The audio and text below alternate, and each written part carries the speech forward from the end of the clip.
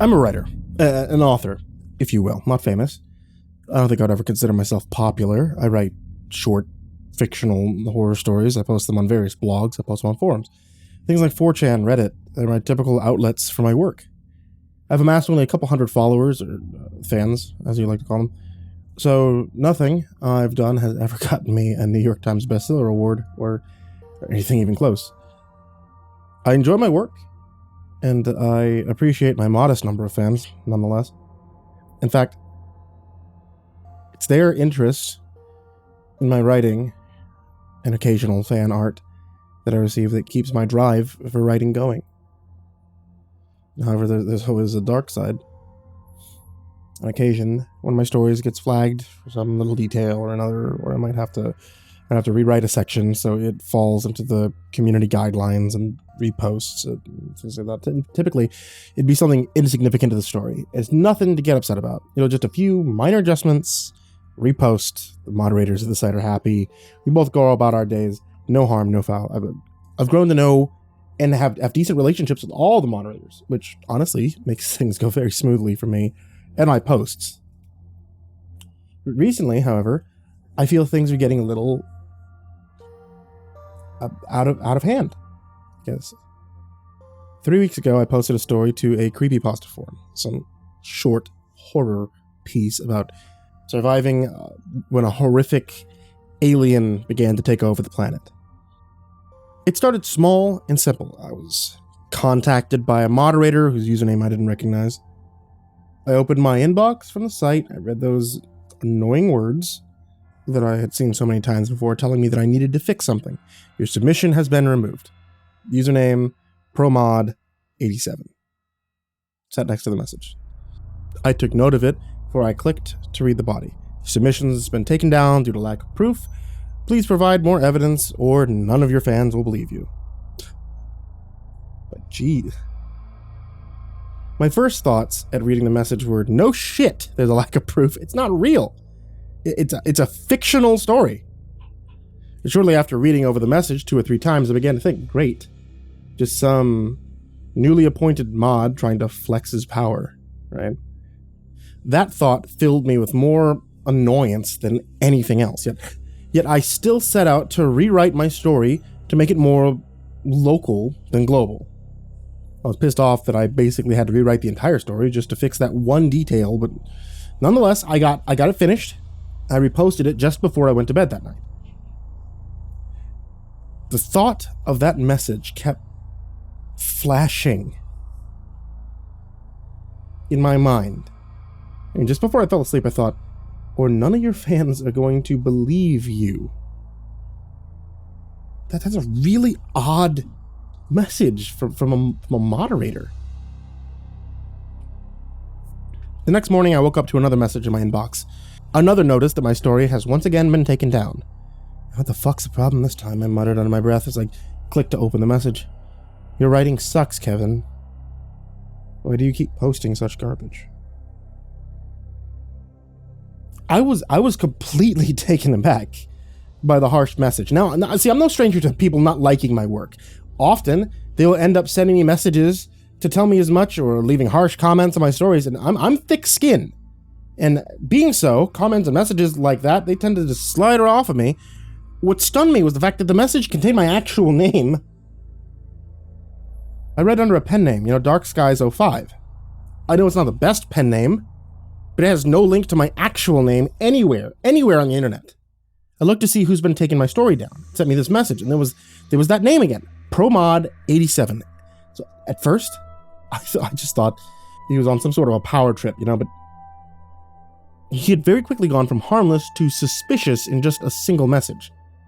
A sense of rage took over me, and I began to message him back, telling him to back off, asking him what his problem with me was. So I'll admit that my message turned out to be much longer than I expected it to be, but I'm a writer, so that tends to happen. When I hit send, however, I instantly got a prompt saying, user not found. I was very, very quickly confused. I hadn't mistyped his username. I hadn't typed it at all. In fact, I hit the reply button. I began to type out my message. I decided not to dive too deep into it, you know? On one hand, I'll admit, I was rather upset. I didn't get to tell him off, you know? But on the other, I just assumed that I hadn't been the only one that had gotten inappropriate messages from the mods. And one of the other mods had just removed him. So he must have deleted his account, now having lost his power. And yeah, I know the answer is a little bit of a stretch. But it was the most reasonable explanation I can come up with. I've heard of internet trolls, although I never had to deal with them directly. I heard many stories of them terrorizing people just for the simple reason of wanting to bully someone. And I figured that was just my actual encounter with one of these people. And for that, I was sad that there were people in the world that felt that they needed to treat other people like that just to feel good about themselves. Still mildly frustrated, I did my best to brush it off. I reposted my story, I sat down to begin with my next story idea. The next story, I felt it was going to have something to do with either monsters, demons, or... I wasn't entirely decided on it yet. And even as I began to write it, more often than not, I'll start with a little more than a title or specific scene, and I build my story as I write from there. I may not be the most orthodox way to write stories, but it seemed to fit my writing style rather well. And by the end of that day, I had completed my next story. It turned out to be a very gory werewolf story when I had gotten done with it. I got it posted and left my office to sit alone on my couch to watch another low-budget horror movie on television. I wouldn't even call it a B movie. More like a D or an F movie. The plot of the movie made absolutely no sense, even to the point I'm not sure I could even try to explain what it was supposed to be about. The special effects were a mixture of what looked to be cheap makeup, lots of ketchup, and the acting was downright cringeworthy. Yet for some reason, I sat there, I watched the entire movie from start to finish, and admittedly, I began to nod off towards the end a few times. Still, managed to make it all the way through the movie. The clock on the nightstand read 3:27 a.m. when I woke to the sound of my phone going off over and over. Oddly, I fished my arm out from beneath the warm, comforting blankets, and I reached out, I plucked my phone from the nightstand, and I pulled it in close to my sleeping eyes. Power cord pulled tight before sliding out of the port at the bottom of my phone and dropped to the floor. Notification after notification chimed from my phone. Even as I pressed the button to turn the screen on, I instantly shot up, alert as ever. I was the kind of horrified awake you would have guessed would come with mixing caffeine pills and cocaine together and then trying to shove as much of it up my nose as humanly possible. A wall of notifications filled my screen, and they kept coming in as I looked, stacking on top of each other with my phone screen. Your post has been removed. 29, then 30, then 31 times. It appeared that every single post I had made to any forum was being systematically taken down. One by one, they all disappeared. Years of work vanished before my very eyes. When the last stories had been removed, a new message began to pop up on my phone. Your account's been deleted. Each account from each forum or website deleted from existence. I was being erased from the internet against my will. My online identity completely vanquished as I sat staring at my phone in shock. Then, just as I expected, it popped up. This time it was a text from an unknown number. It only contained a few words, but even so short, it was enough to instill terror in my mind. All it read was, "Kevin, your existence was pointless, so I will remove it for you. Your friend, ProMod87. I tried to reply to ask why he was doing this, to ask why he had chosen me to terrorize, but each attempt at hitting the send button only returned a response that the message was undeliverable. I had nothing to work with, nothing but a ghost of a username. There was no way for me to retaliate and no way for me to even report him for anything he had done. I had no deep web hacker skills. This person clearly did. I didn't even know anyone that did have those skills, so I did the only thing I could think to do. I started over. I spent the rest of that day creating new accounts everywhere and starting on new stories to post, knowing that the new username and stories would once again leave me as nobody all over again. At the same time, I hoped that by once again being a nobody would allow me to avoid ProMod87 and his unwarranted torture of me. 2 weeks later, I was still somewhat upset about having to completely start over, but it had also been 2 weeks since I had any harassment aimed in my direction. I was halfway through writing my short story for that day when I decided to take a break and grab myself a drink from the fridge. As I closed the door to the fridge, a cold bottle of water in my hand, I glanced at the stove to see the time, realizing that it nearly was 1 in the afternoon. I thought I should take care of some of the house stuff while I was taking a little break. Opening the front door to check the mail first, I saw that various pieces of mail had been ripped up and scattered across my porch. What the fuck happened here? I said to myself. I muttered under my breath before opening the mailbox to see if anything had been spared. My heart sank. Only a single white envelope rested inside the mailbox. And typically I'm not afraid of mail, but there was no address. There's no return address. Only a single handwritten word on the back. Dark Skies 05. I didn't even want to know what was in the envelope. But I knew I had to open it. And somehow I knew that my stalker had returned. My heart began to race as I realized that with no address written, that not only did he somehow figure out where I lived, but he had been here to place it in my mailbox himself. I quickly went inside and shut the door. Returning to my computer, I sat down, still holding the envelope in my hands, clutching it as though it held the result of a test for some life-threatening disease. I opened the letter, I poured the content on my desk. 4 Polaroid pictures fell out face down on my keyboard. The first picture was at the front of my house. It was unsettling, but given that he delivered the envelope directly to my mailbox, picture of my house to let me know that he knew where I lived seemed arbitrary. The second picture in the stack was a little worse, somewhat. He had taken a picture of me at my computer desk through my office window, without me noticing. The last 2 pictures instilled in me a fear I could barely comprehend. One was of my bed in the middle of the day from the perspective of my closet. The other was of the kitchen from the hallway. It was a picture of my back as I was preparing coffee. And in the picture, I was wearing the exact same clothes that were currently on my body.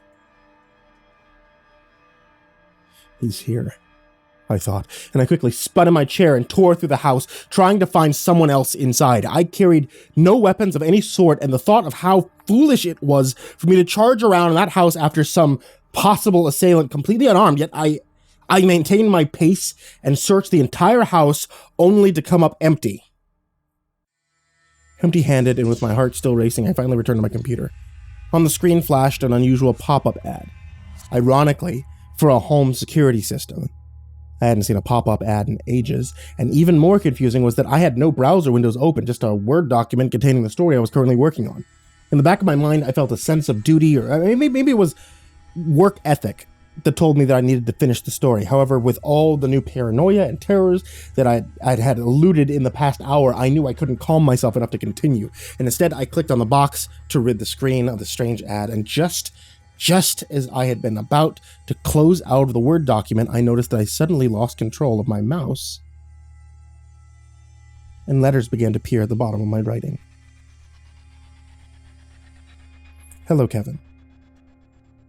Did you enjoy my gift? Believe me, you won't be needing this.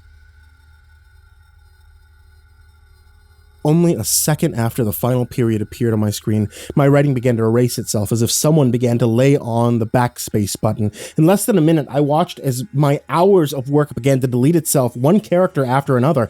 As soon as the last letter had disappeared, the computer and screen shut off, as if the entire room had just lost power.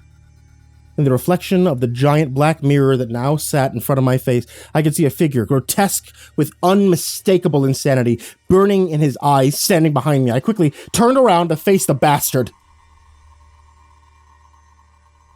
But nobody was in the room. A mad cackle sounded throughout the house, coming from the second floor. I sprang to my feet and I raced down the hall toward the steps. The laughter grew louder as I quickly made my way upstairs. Louder still as I rushed towards my bedroom and kicked the door open. The door nearly broke from its hinges as it flung open to reveal an empty room. The laughter quickly dissipated, sounding like it was coming from everywhere and nowhere at the same time as it faded.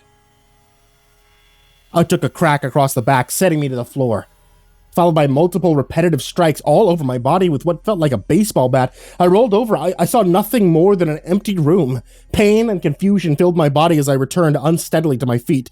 Another blow to my face sent blood flying across the room. How was any of this possible? The invisible assailant struck me again on the other side of the face, this time sending more blood from my mouth across to the other side of the room, and again knocking me to the ground. Struggling and squinting through a swollen black eye, I rose again to my feet.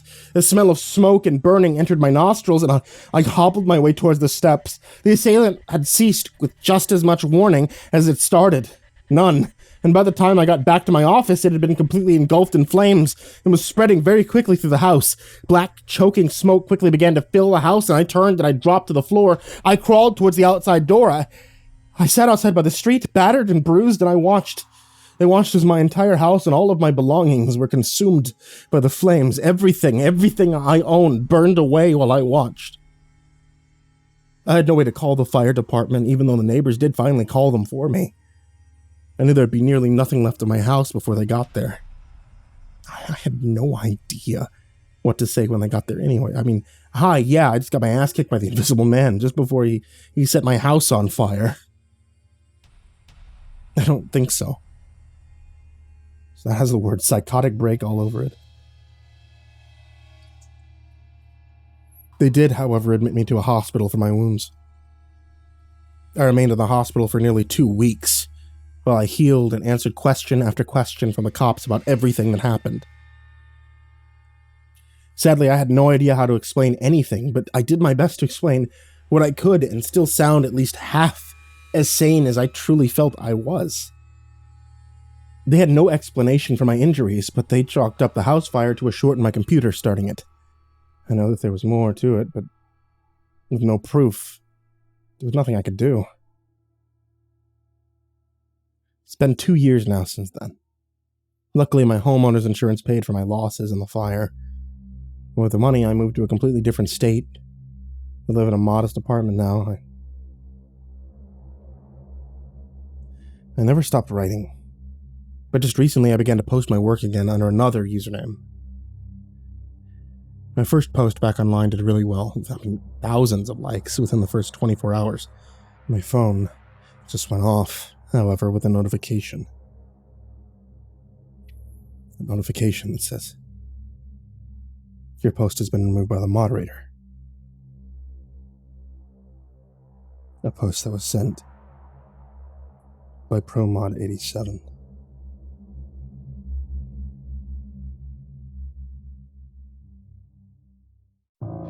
Hey there once again, kids, it's me, MrCreepyPasta, and I wanted to tell you thank you so much for watching tonight's video, or, listening to tonight's episode of the podcast. This is the same thing I say at the end of every video all the time, so I think it kind of goes without saying that I appreciate you, and I appreciate you guys sticking around. We're moving into some of the hottest months of the year, which means that it's probably a good thing if some of you guys start to cool down a bit. A great way to do that, iced tea, sweet iced tea. I'm from Texas, is what we do. And my wife sells tea. Etsy.com/shop/ivory-monocle-tea to get a whole bunch of different kinds of teas, even creepypasta-based teas. And if you ask for the MCP dabbing sticker, you get a special one that nobody else gets.